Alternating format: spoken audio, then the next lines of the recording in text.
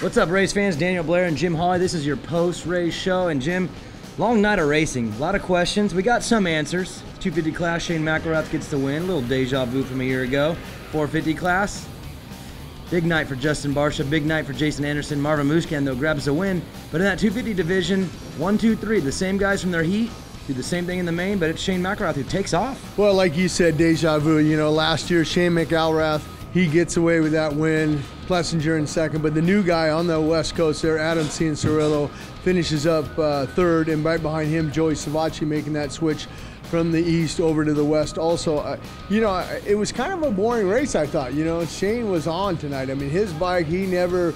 I watched him come out of all the corners. Not one mistake. Not one mistake. The wheel didn't break loose anywhere. He was just on tonight. But what about the champ, Justin Hill, that #1, man? He struggled back there. He was battling with Mitchell Oldenburg and Chase Sexton and you know, I think he ended up 6th or so. But, you know, he ended up 5th last year and he still won the championship, so he knows how to rebound. We'll see how he rebounds next week in Houston. Now, in that 450 division, Eli Tomac had it under control. He got the hole shot. He opened up a gap.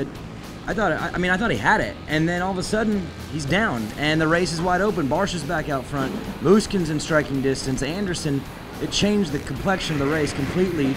I mean, before we even got to the halfway point. Well, I think the two guys that you have to be really surprised is the number 51, Justin Barcia, being up there leading laps. He's got a lot of confidence. It'll be interesting to see what he does in Houston. You knew Marvin Musquin's going to, you know, be up there. He gets that win. You knew Anderson's going to be up there. He gets that second. But like you said, with ET3, Eli Tomac, I mean, he had a 1. I'm thinking, oh man, he's out front. He got a great start. He's riding his own race, and he just made that mistake. You know, had a problem with a wardrobe malfunction there. It looked like his bars were bent.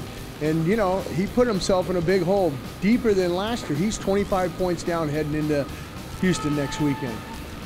Ken Roczen makes a return. Unbelievable story no matter what. But to be fastest qualifier and get 4th in the main event, he's got to be super happy right now with his position. He is. He's got a good foundation right now. Now he knows what to build. And, you know, he was battling in those heat races with Marvin Musquin and everything. I'm thinking at one point in that main event, he almost threw it away. I mean, I guarantee you that heart rate went up to 200 beats a minute. But not a bad way to start the season. I think he's got to be pleased with himself. I think the fans, everybody, and Kenny's only going to get stronger.